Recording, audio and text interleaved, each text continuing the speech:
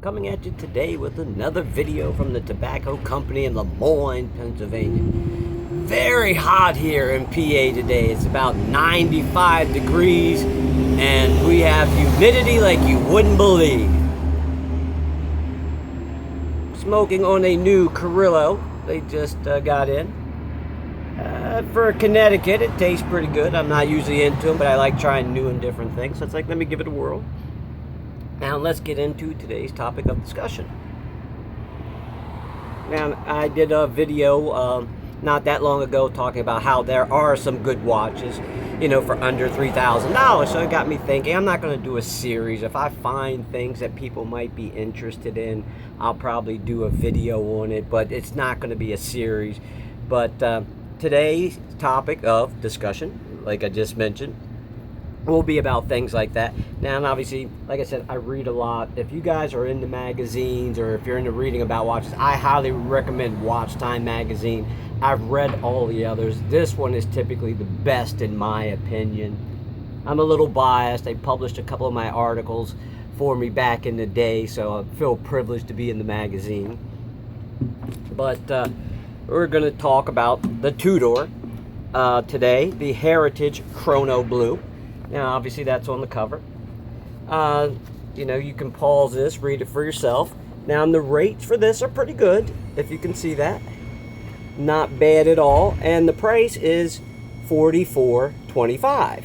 Now, nice watch, great rates. And I think it's a very attractive watch. Actually, I was going to buy one, but actually, I bought my Ulysse Nardin instead. Because actually the guy gave me a hell of a deal. I just couldn't refuse. But I think that's a beautiful watch. But I did talk about this watch in another video. And this is the Hamilton. Now, to me, these are similar watches. Obviously, one's a chronograph. One has the date.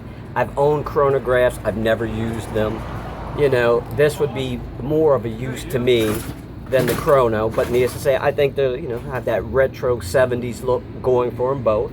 And obviously, if you watch my previous video, the rates are within chronometer standards. It's actually better than the Tudor for a lot less money.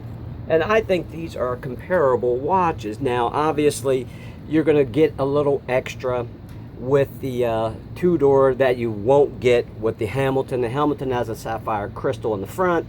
It has a mineral crystal on the back. It's only coated with the AR on the underside, whereas the Tudor is coated on the top and the bottom. So there are some differences, but I don't see a $3,000 price difference. So if you want some affordable watches that have a good value to them, now, me personally, this is where I get a little leery because I did a video too talking about how I don't particularly buy watches under $1,000. Now, with the Hamilton, you can, and the Tudor, depending upon where you go, you can probably get a discount on both of those watches. But with the Hamilton, say you get it for $900. God forbid it will need service, and say if that servicing is at $350. Well, now you paid $900 plus $350. Now you're into it for $1,250, and say if you ever needed to resell it, you get $500 for it. So you're going to actually lose some money. The Tudor, if you find it used, or you can find a good deal, it's probably going to hold its value a little bit better. But the thing about this is, I'm going to talk about another watch in another video I'm about to make as soon as I'm done with this one. There are 3 watches that you could buy that are decent bargains within chronometer standards, and you can have all 3 of these watches for the price of one Tudor.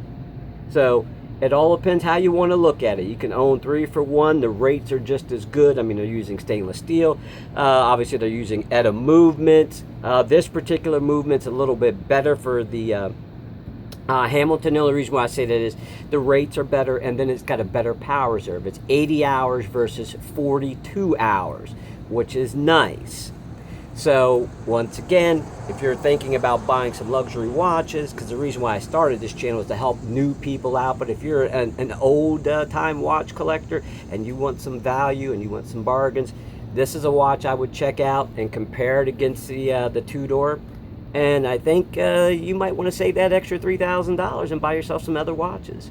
Once again, this is StyleCom. Thank you for taking the time out of your day to watch my video. If you have any questions or comments, please leave them down below.